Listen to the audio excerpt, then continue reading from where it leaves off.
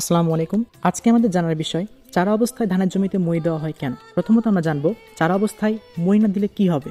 দেশের বিভিন্ন জায়গায় চারা রোপণের পর ধানের জমিতে মই দেওয়া হয়। 50 থেকে 60 দিন বয়সে ধানের চারা রোপণ করলে অপ্রাপ্ত বয়স্ক গাছেই দ্রুত থোড় এসে যায় এবং সেখান থেকে ছোট ছড়া এবং অপুষ্ট কিছু ধান হয়। এবার আসি মই দেওয়ার কারণ।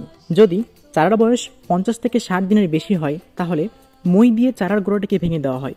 এর ফলে গোড়া থেকে নতুন টিলার বা কুশি উৎপন্ন হয় এবং সেই কুশি হতে পরবর্তীতে ধানের ছড়া বের হয়। এখন প্রশ্ন, এই পদ্ধতি কি বিজ্ঞানসম্মত?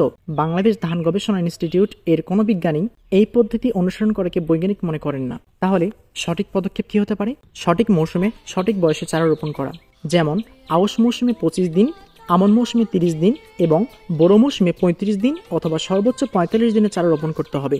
তাহলে মই দেওয়ার কোনো প্রয়োজন নেই।